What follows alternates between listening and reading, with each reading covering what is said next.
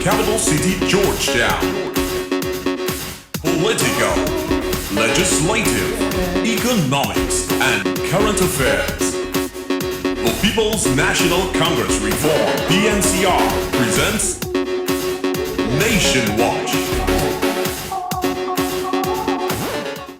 Good day to you, Guyana, and welcome to Facing the Nation. Thank you very much for joining us again this week. I am Malika Ramsey. This week we're focusing, it's basically an ongoing discussion, continued talks regarding the recent accord signing that's the signing of the Cummingsburg Accord between a Partnership for National Unity and the Alliance for Change. Of course, as you know, this means that the Partnership for National Unity and the Alliance for Change are going into the 2015 regional and general elections as one. Of course, I have some very experienced gentlemen on the panel with me today to tell you all about that signing and how the discussions are going, and of course how the public will be involved in this, because we know that all of you want a better Guyana, and this is exactly what this partnership, of course some of you are calling it coalition, that is exactly what it intends to do. I begin by introducing the panel, of course. Immediately next to me, of course, no stranger to you, Mr. Joseph Harmon. He is a member of parliament, and of course he is also the General Secretary of a Partnership for National Unity. Welcome back, sir. Thank you very much, Malika. All right. And welcome to Mr. David Patterson, who is the General Secretary for the Alliance for Change. Welcome, sir. Welcome. Thank you. All right. Good to have you. And Mr. Ronald Bulkin, still an APNU Member of Parliament. Of course, he's also a part of the campaign committee for a Partnership for National Unity and the Alliance for Change. Welcome to you, sir. Thank you, Malika. And Mr. Raphael Trotman, and again, I'm still going to introduce him as Speaker of the National Assembly because the House has not yet been dissolved, and he is a co-chair on the committee for the campaigning of the 2015 general elections. Welcome, sir. Thank you. All right. To be here. Good. Great to have you all. As we're discussing the signing of this accord and, of course, national unity, inclusionary democracy, and all of these things that the partnership and the party wants, it is on this note that I'll show you a clip of an earlier interview I did with the leader of the opposition and, of course, leader of the People's National Congress Reform, Mr. David Granger. That interview was done earlier this week. Of course, that would have been after the signing of this accord. So here what are his thoughts after the signing of that accord, and then we'll come back and get deeper into today's discussions. Thanks for staying with us, and those of you who are now joining us, of course, this is Facing the Nation, and as I said earlier, we're discussing the partnership that was recently announced between a Partnership for National Unity and the Alliance for Change. Of course, we'll open up the phone lines a little later on and take some of your calls. Even though you're seeing two numbers on your screens, it's only one that's working, and that's 225-0010. But of course, when the time comes for the call, I will remind you of that number.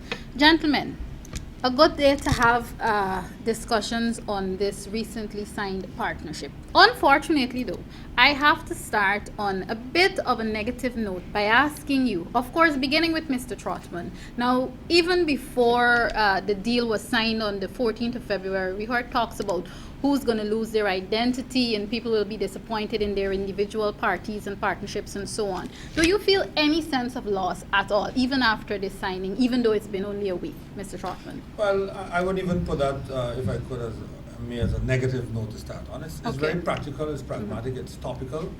And yes, there are these so-called pundits out there, some of them have never faced an electorate, but they can pronounce.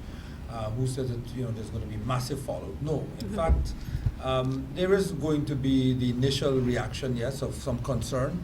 But for the AFC, speaking for us in particular, we have had a few persons venting some concerns. I believe personally, and based on what I've been able to find out so far, that they seem to have been instigated by the other side.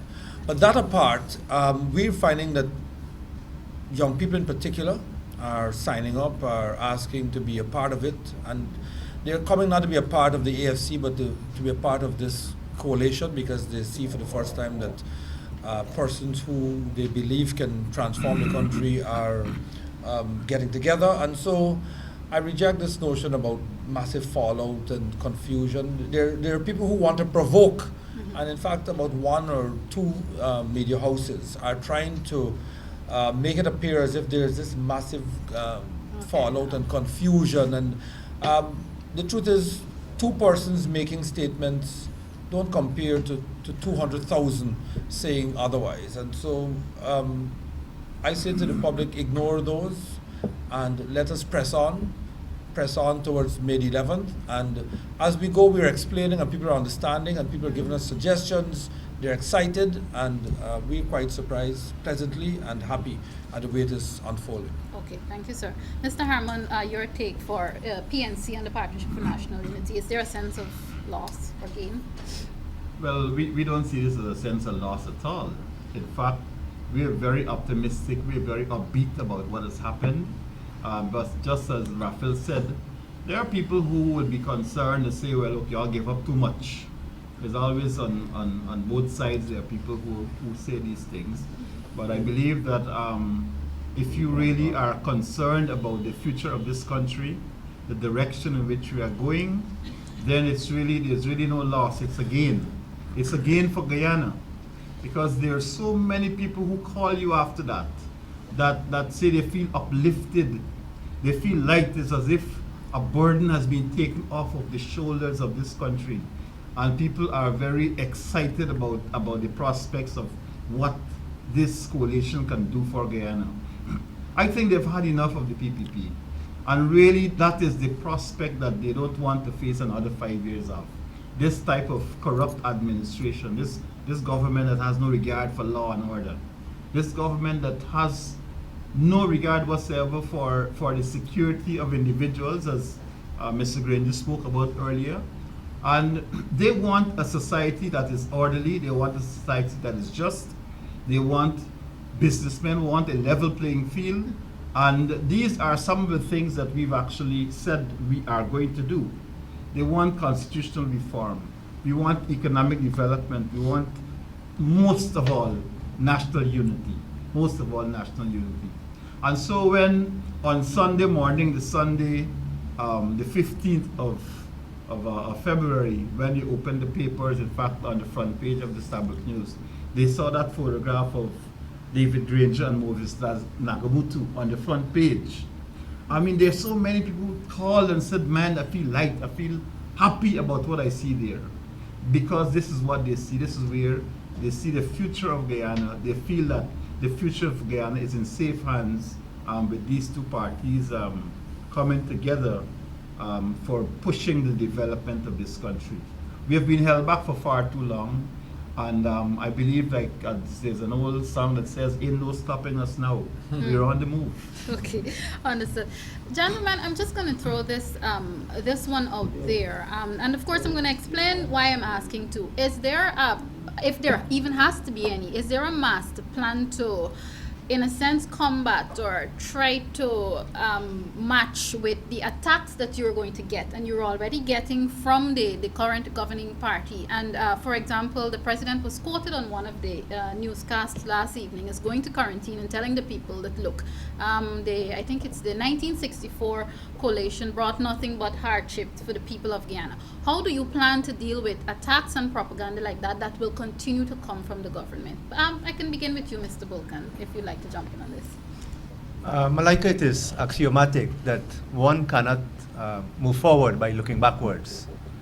I would say no matter how skilled a driver you are, if you attempt to drive by looking in your rearview mirror, you're bound to have a collision and a car crash. What this historic coalition and alliance represents, it's a transformational vision for the future of our country. You have alluded in your earlier question as to if there's any loss in the identity of the respective parties who are signatories to this accord and the coalition that has been entered into for the upcoming elections. Malika, the loss, if there's any, has been a national one, as my colleague has said, where for the last 49 years since we've been independent as a nation, we have been unable to create the conditions to allow us to retain our best human talent. It has resulted in the exodus, in the hemorrhaging of our best human talent. There's one statistic that says that 9 out of 10 university graduates emigrate from Guyana. The reason for that is because of the failure of governance. We have not been able to create the conditions that can allow our people to live meaningful and productive lives. The imperative has been said is to create social cohesion and national unity. And what this partnership does is it firmly rejects the discredited and failed model, which is winner takes all and one-party rule, and unequivocally nails its flag to the concept of inclusionary democracy, social cohesion, and national unity. And that's the direction that we have to focus on, not the inappropriate and irrelevant analogies of the past.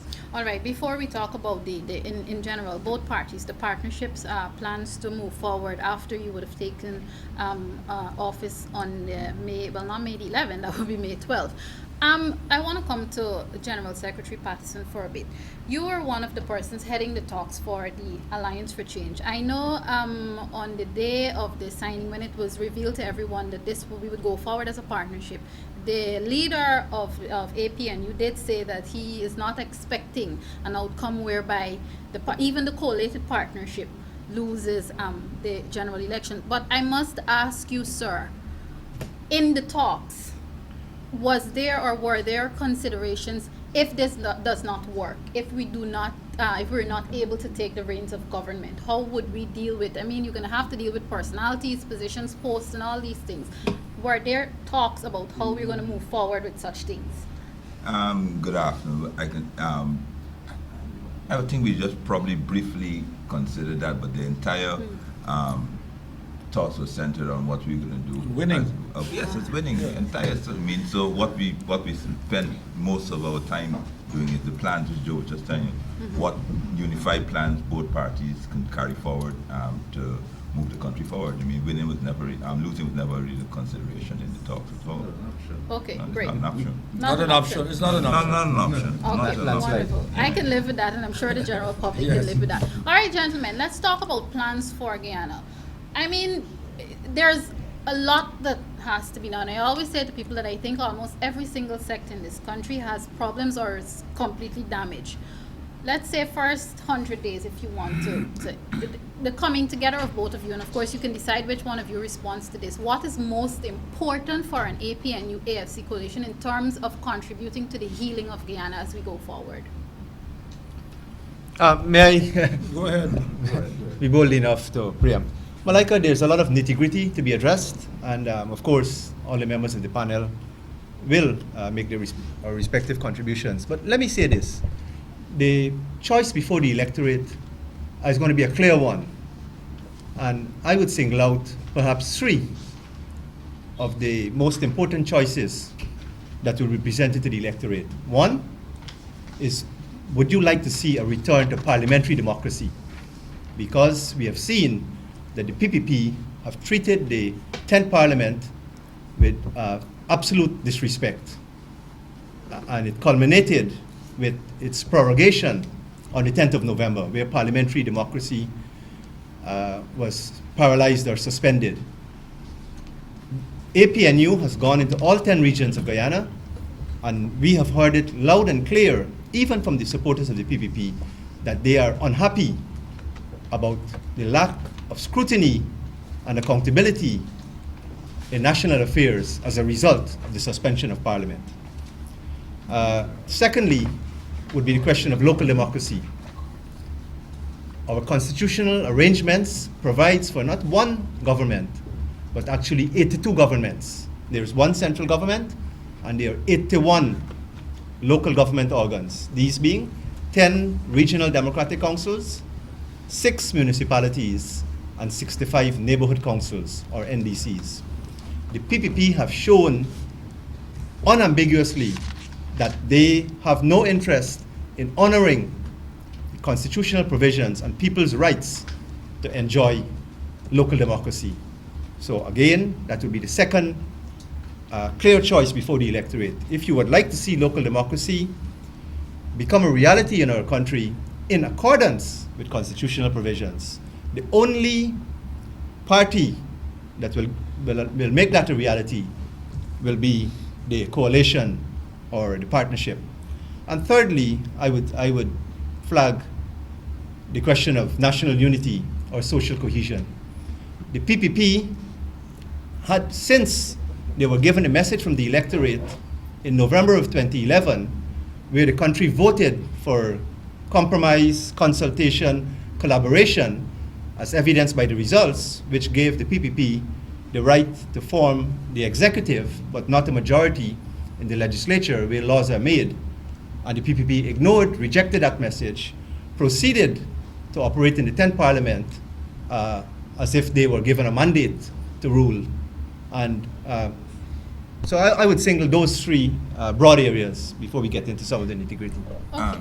Yes, go ahead, Mr. Yes, Watson. thanks. One, I mean, I know, I can say for sure one of the things that the two parties have signed on to implement within the first 100 days, right, immediately after taking office, is a comprehensive review of our taxation and laws and those things, which is for, we're talking about the VAT, the PAYE, the threshold for implementing the VAT, because we think Guyana is an overtaxed country, and it's time that the ordinary citizens be given a fairer share of our economy. So that's one of the specific things that we both agreed on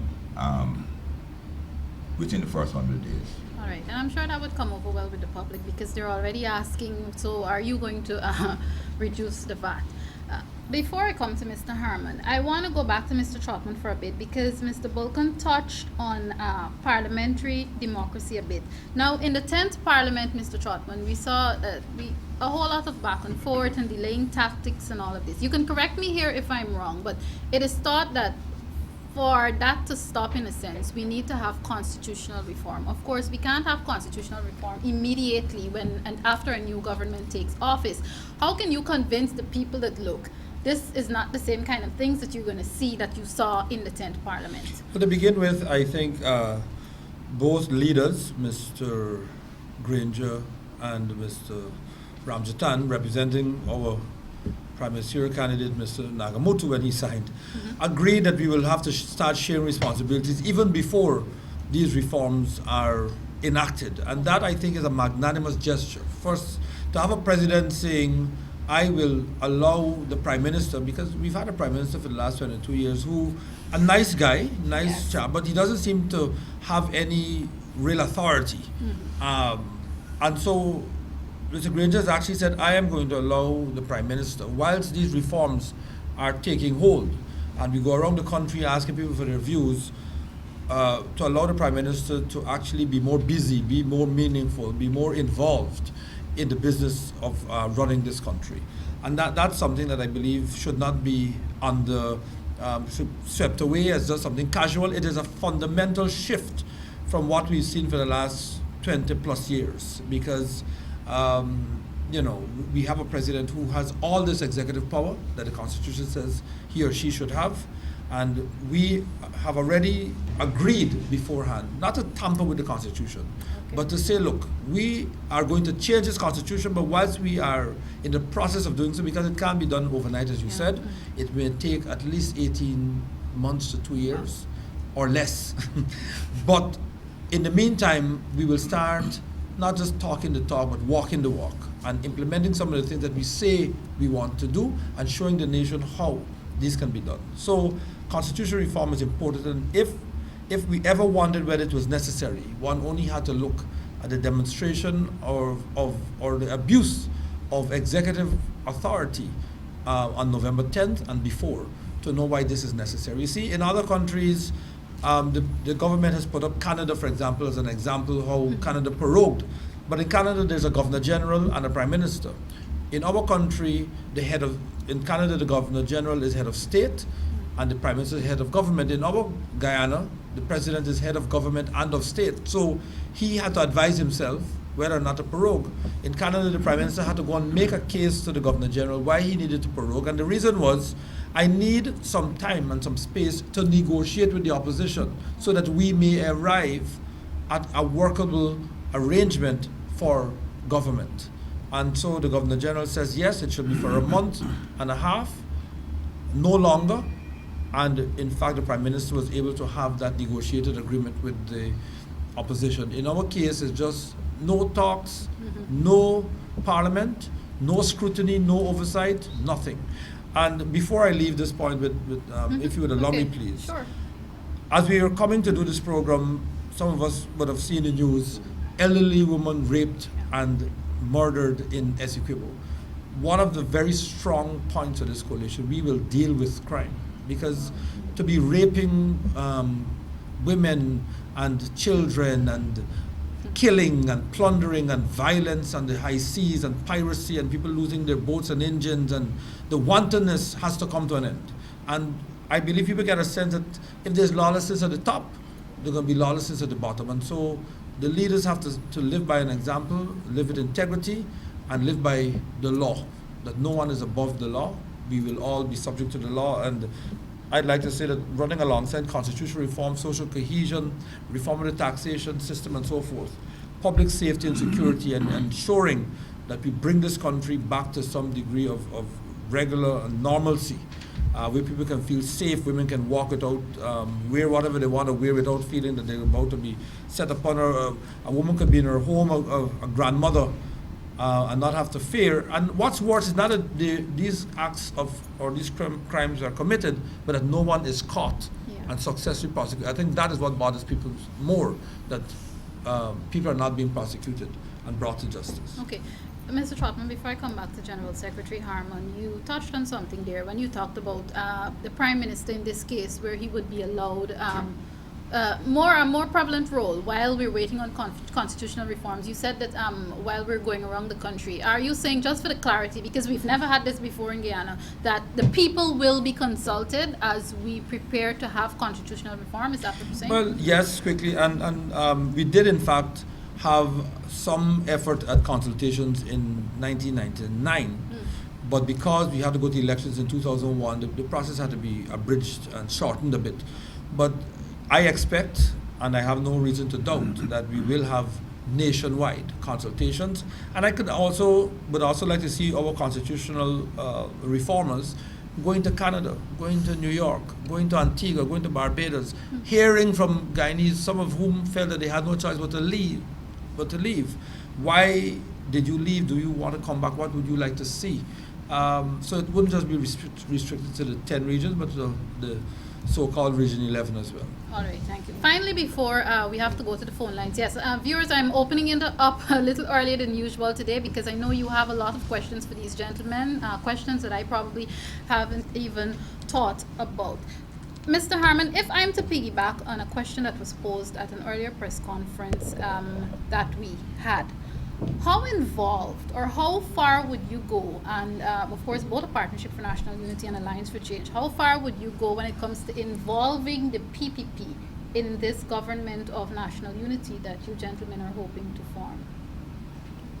Well, in fact, Malika, both parties have actually said it. More particularly, APNU, Brigadier Granger has said it, that, and in fact, in our 2011 campaign, we started talking about a government of national unity. And we said at that point in time that when we win the elections, that we will invite members or citizens who might have pledged their support to the PPP with the necessary skill and talent for the development of this country to join with us. So we do not believe that if you have 48% of the votes that you must behave as if you got 100%. Or even if you have 52% or 54%, that you behave as if you have 100%. Or that if you have 48, you're excluded completely. That's right. So you, we definitely will have to ensure that all of the talents of Guyana are brought to bear on the developmental requirements of the state. So we are not about exclusion, we are about inclusion. Of course, there are persons who might, by their mere conduct, exclude themselves from consideration in that format. But we want to say and we have said this before, that a lot of the supporters of the PPP, in fact, you can start to demonstrate from now. Let them know clearly that you have gone away from them and come and join us even before the elections so that you are assured of a place at the table. We want to include all Guyanese in this process of nation building and the development works which have to take place.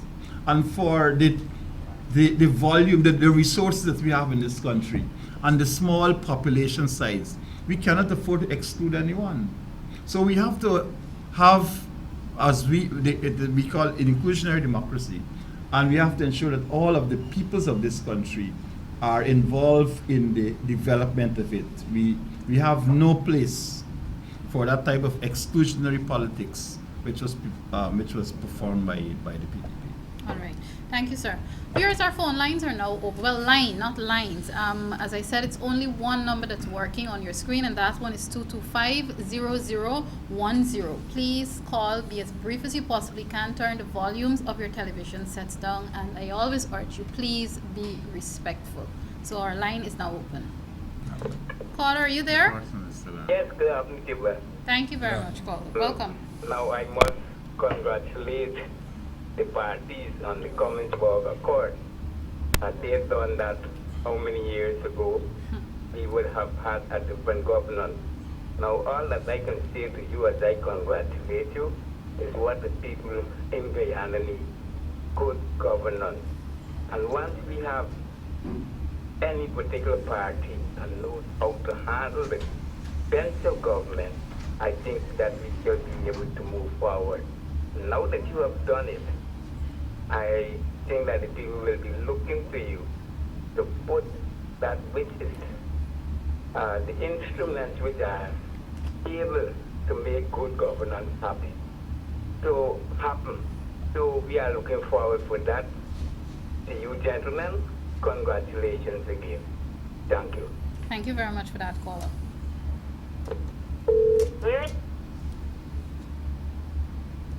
Caller, welcome. Good afternoon to you and your panel. Good afternoon to you. I'd like to first Good afternoon. congratulate the APNU and the AFC making a bold step towards the betterment of Guyana. And I must caution the leaders of the PPP on the nonsense they've been speaking over the past couple of days, and that when the new government takes office, there will be no witch hunt. I hope that that who has to be prosecuted are prosecuted, failing none, excluding none, right?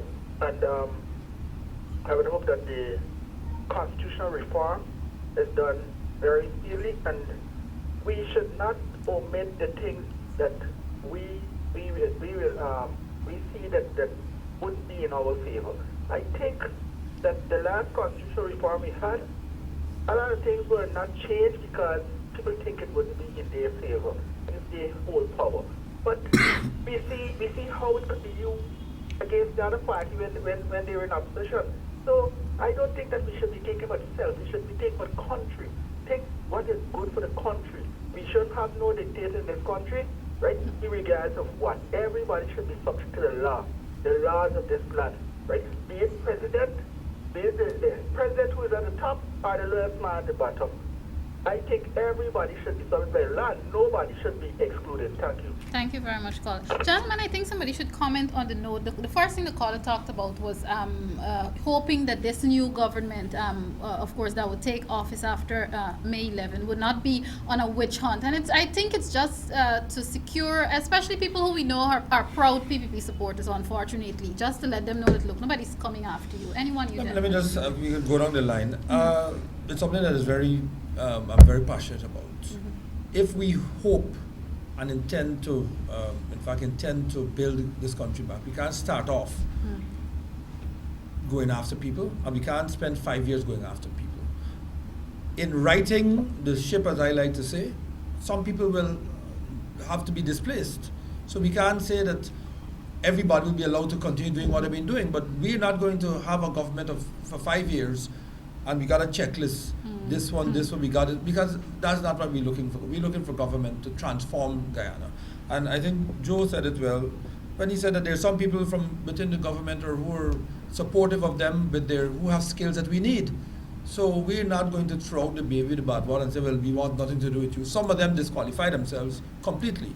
There have been some terrible wrongs that have to be righted, but it will not be a government whose basis is just getting back. And of course, there's some people who meet you, they want to do this, they want to do that. But a responsible government has to even protect. You'd be surprised to know that this new government will have to actually offer protection to persons of a previous regime. That is what government is about, and it is not always understandable or palatable for some people, but we just can't allow anarchy and chaos to go. And the other point I want to make is that whilst we are discussing the possibility of rationalizing, that's a fancy word for saying trimming, trimming ministries, for example, down from 22 and making it less bloated. No one in a ministry will lose his or her job. Some people may be reassigned to a place where they are better suited, but we don't have an intention of retrenching anyone. We don't plan on retrenching people or saying you going home, but people will be shifted about to where they can better or best serve. And I want to make that clear, point clear, because of course you're going to hear they're sending y'all home, they're going to fire. That's not fair. That's not a plan at all. All right, thank you. We'll go back to the phone lines. Caller, are you there? Caller? Hi, good afternoon. Yes, good afternoon, sir. First time caller. Oh, thank you. Welcome. Really congratulate the major company. Just speak up a bit for us, please. We're kind of losing you. Are you there? I'd just like to really congratulate the two opposition parties. The main one, uncollated. I mean, I think this is the best thing for Guyana. I appreciate the fact that they're going after inclusionary democracy. I appreciate the fact that they're focusing on redoing the Constitution. I appreciate the fact that they are focusing on people. I appreciate the fact that it's something Guyanese and not themselves. And I hope if or when they do win the election, they focus on the tax. I mean, the fact, PAYE, there are things that really hurting the common man who's working for a meager salary. And I'm a UT graduate, and to be honest, my salary can't even support me after much as a family. I just hope that they really focus on the people of the country, and like Mr. Trotman was saying, it's not going to go after the person, just going to focus their energy on rebuilding the nation. Thank you. Thank you, caller. Mr. Patterson, you wanted to jump in earlier? I'm sorry. No, I was just, Mr. Booker, but I just wanted to reaffirm what Rafael was talking about, recrimination and those things like that. And I wanted to make one thing clear, that there are so many ills in this country. I mean, so many institutions that has fallen through during the last 22 years. We need all hands on deck. So the question of us saying that this person was supportive of the last regime or not, you know what I mean, and they should not be part of our government, that will not arise. The accord that we signed between the two parties had specifically saying a point saying that members of the PPP will be invited or could be invited to join the government. So therefore, I mean, we recognize that there would be too few people in Guyana with the size of Britain. I mean, it's quite a size. We're losing people, that Ronald was saying earlier. We need every single Guyanese here and abroad to move us forward. Okay, gentlemen, before we go back to the phone line, are you getting the sense, because before now, I've experienced it, people would come up to me and say, okay, well, like, you know, I'm in favor of a partnership for national unity, or I'm in favor of the Alliance for Change, but, you know, because of my job, I can't publicly say that. Since this partnership, I mean, it's just been basically a short time, are you gentlemen getting the sense that people are no longer necessarily fearful that, you know, I'm not supporting PPP, but I can't really say it publicly? Are you getting that sense that the fear will die? The best response to that would be the two show in Maka. You know what I mean? So, you know what I mean? That's well, not only them, they won the two show at Maruka as well. Last year when we went to visit that bridge that was built. Yes, over there. The show actually was on television and newspaper for over half of an hour. And in my own experience, recently visiting Mabaruma, Marawan, and these places, there are people who actually came on television and said, I am a PPP supporter, but I have no fear of speaking. And this is what you're getting all around. After the 14th of February, it has become even more pronounced. People are now saying to you, they call you, they stop you on the road, they say, man, this is a good thing, you know, they give you the thumbs up, I like it, I like this, and so on. But what I want to say to everybody is that that is phase 2. Because you have to win before you got anything to share. So we have to ensure that that momentum, that thumbs up, really is when you're showing me this, you must show me that you have actually voted, and this Very is good, evidence that I have voted. So while there's this euphoria about the accord, I just want to caution us that we haven't won as yet. We still have to win. So we still have a few days before the claims and objections period come to an end, so that we have to check with our neighbors and all of our friends to make sure that their names are on the list, that they get the ID card and they're prepared to vote. And that when it comes around to voting time, you do your duty. So I just wanted to caution here that yes, we feel happy, yes, we feel elated about what has happened, but we got to do the work, we got to walk the walk. Okay. Very good. Paul, are you there? Good afternoon Yes, good afternoon, ma'am. to you and the panel. I'd like to encourage all of my friends and family not to vote for madness, but to vote for development. Because it seems like confusion all the time. If you look in the last 10th Parliament, nobody on either side seems to want to bend and agree to anything. And joining forces together will bring the same thing. So for me, I will vote for the PPP always. Oh, that's That's so all right. unfortunate. That's all Yeah, right. but yeah, it's That's fair. all right. It's That's fair. right. I mean, Unfortunate, that's but right. fair. That's Paul, right. are you there? Yes. Good afternoon to the panel. Good afternoon. I want to wish them the best of luck. Thanks for those who have negotiated and bringing this coalition together. Mr. Harmon and Mr. Patterson. I want to give praise and thanks also to Mr. Chapman being there.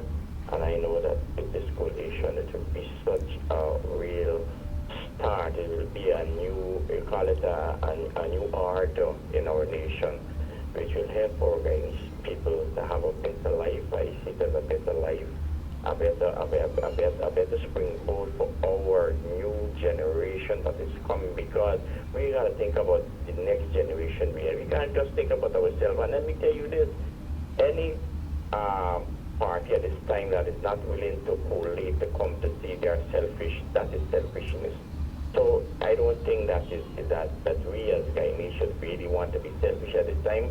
We have to give this coalition a chance to work. We had many years of everybody doing the one thing. Let us come together, and this is time to break in the stalemate of racism and the rest of things that went on in those times. But this is a new era, so I want to really say thanks, and I trust that I know with this new coalition we will better promises that there will be better deals and so forth. We need to not to be afraid. It's a new day for Guyana, so let us just cooperate. And I want to give God praise and thanks to Mr. Granger.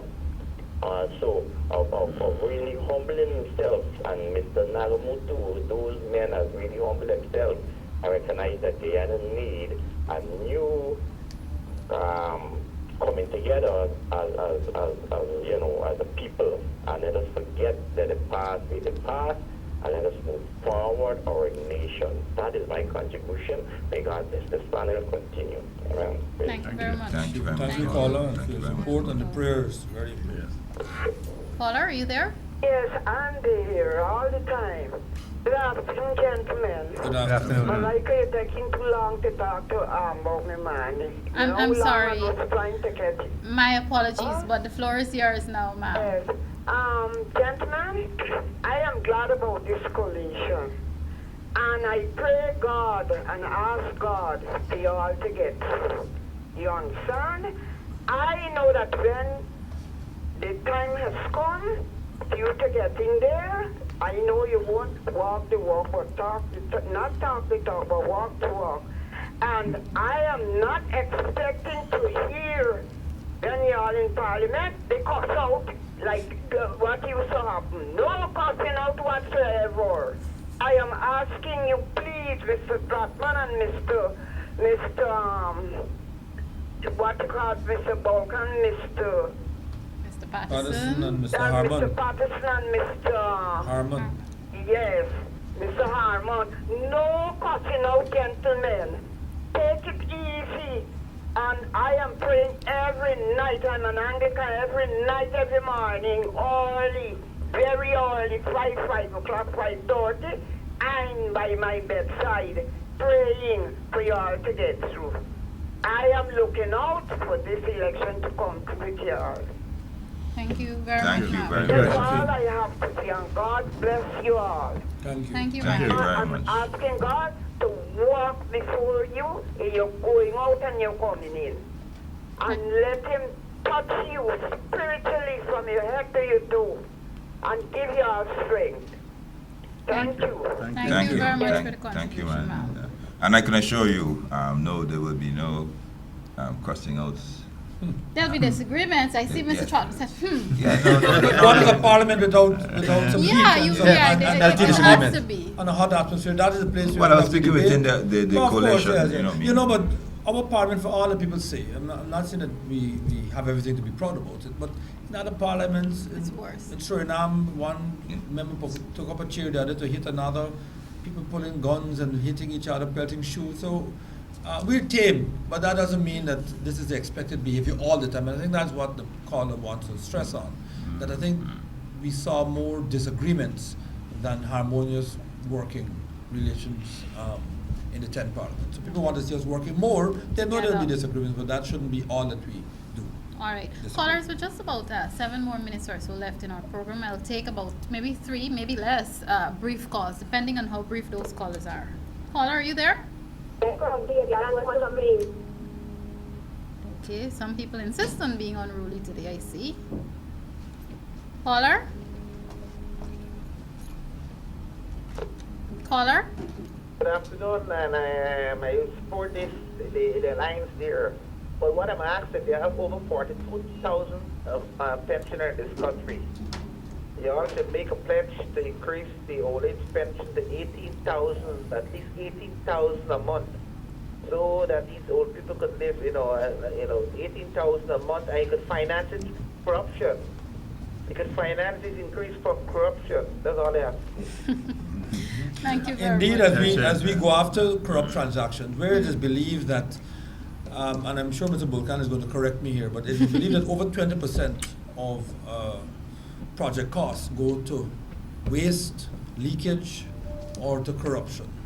And if we could pull back that money, we can take care of school children, take care of the elderly, take care of the people who need help as you see them walking the roads without a home and so forth. But Mr. Bulkan, I'm sure can better answer what are the true statistics and where we'll be finding that money from. Great, fabulous.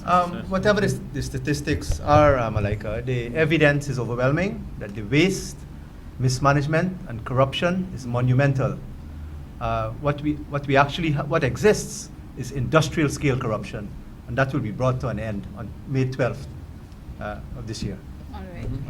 If I may add on the point the caller made about increasing old age pension, you'll recall that in our budget debate of 2012, 2013, and 2014, that we had actually made proposals to the government that among some of the changes, I think it was a 12-point plan which we had worked out with the AFC and the APNU, and we presented it to the government. One of the points that was part of that 12-point plan was an increase in the old age pension. We said it should go to $20,000 a month. In the first year, the government agreed to raise it, I think, from 10 to 12. And we are saying that we believe even at that time, even without the dividends which you would get from cleaning up the corruption, we believe that even as it stands now, at that time, that we could have afforded to give our old age pensioners a better deal. And this is one of the things that we are going to work very hard on, about getting those persons who have actually worked and served the greater part of their lives in service to this country, and in their golden years, we need to treat them much better.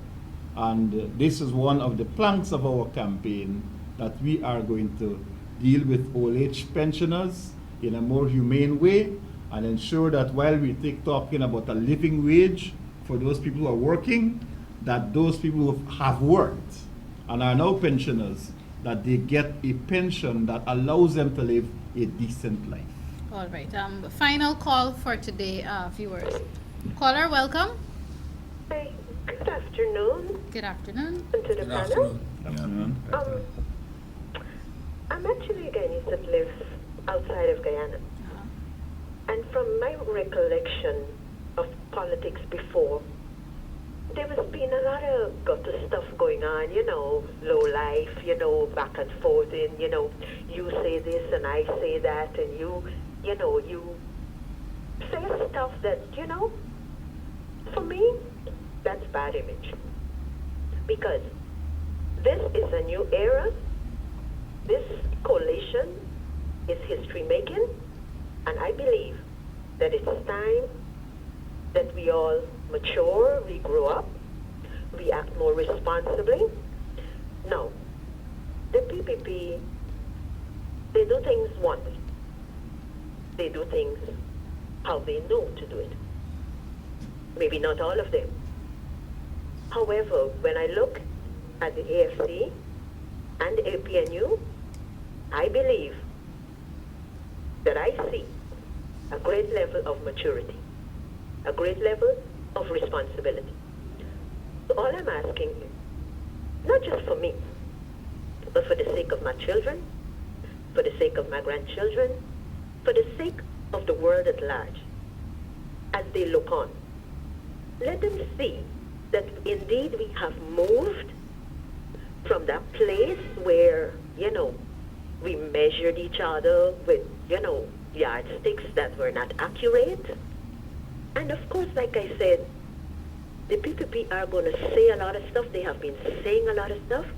But I think it's time for responsible men and women that I, as I said, believe have seen with the two parties that have collated, to rise above the baiting, rise above the name calling, rise above all the dirt that is being thrown, because you know what? You have no control over that. They're going to throw dirt, they're going to call you names, you have no control. Stay focused and deal with the issues that you've put in place, that you're putting in place, and let's go into 2015 and onwards with the APNU-AFC coalition, whatever you're going to call yourselves after now. Let us go. And you know what? I believe that when they see that you're not paying them any responsibility, guess what they're going to do? They're going to come on board, because they wouldn't have a choice. Thank you very much, caller. I'm going to have to take you off, but thank you for your sentiments, and it's actually Thank you. a perfect note to close our phone line on today. Thanks again.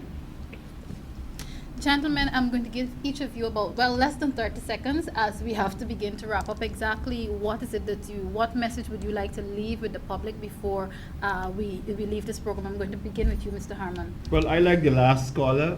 We should stay focused, stay out of the gutter. My message to the PPP is that they must grow up.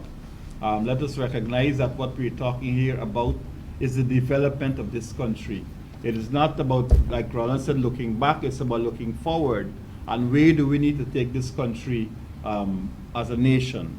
And I would say that to all of the viewers, and in particular to the last call, that I believe what she has said should be what defines this campaign. Staying forward, keep it clean, focus on the issues. What can you do for Guyana? And I think once the electorate, that they're able to look at the two programs, they will see that our program is the far superior one to take this country forward. General Secretary. Yes, my message would be to the people, one, for the youths, and everyone should get registered. Check the register, ensure that your name is there, spelled correctly in your correct location where you're going to vote. Get acquainted. I also like to tell the young persons that they should get involved. You don't actually have to join one of the alliance. They can get involved. There's so many things that they can do. Encourage their friends to register, to spread the message, so that, because this election is about the youth and their future more than the old folks here. Mr. Vulcan. Malika, I'd like to thank all of our viewers for tuning in to today's program, and in particular to those who took the time to call and to express their good wishes as well as their prayers. I think it's a recognition that this historic alliance represents the way forward, and I'd like to assure all of our viewers and the wider public that the coalition and the alliance is committed to transparency, accountability, and a return to parliamentary democracy, financial probity. We will firmly put an end to the recklessness, the lawlessness that characterized the PPP rule, and we will ensure that as part of the government of national unity, that we finally work assiduously to achieve social cohesion in our country. Thank you. Mr. Trotman. Quickly, just to say on behalf of the Alliance of Change and of course the APNU, we wish to extend happy Mashramani greetings to all of you. Remember that it's just not a time for merriment, but it's really to celebrate. And so you're having a pre-celebration. Go out there, celebrate. Remember to avoid confrontations, violence, excesses of any kind. And prepare yourselves. Immediately after MASH, we are going to need every single person to be mobilized. As David said, the young people in particular, use your Facebook, your social media, your Twitter to get a message out that you are going to be part of something that is historic. And immediately after we would have changed government, we need your help and support to make this a successful one. So thank you, and may God bless you all. Thank you very much to each and every one of you. Of course, this has been another edition of Facing the Nation with me, or Joseph Harmon, David Patterson, Mr. Ronald Vulcan, and of course, Mr. Raphael Trotman. Of course, they all make up the part of the leadership team for APNU-AFC. Of course, that's a partnership for national unity and the Alliance for Change as we head into the 2015 regional and general election season. I am Malika Ramsey, urging you to be good Guyanese citizens. Take care of yourselves, take care of each other, and of course, join me again next time. Goodbye.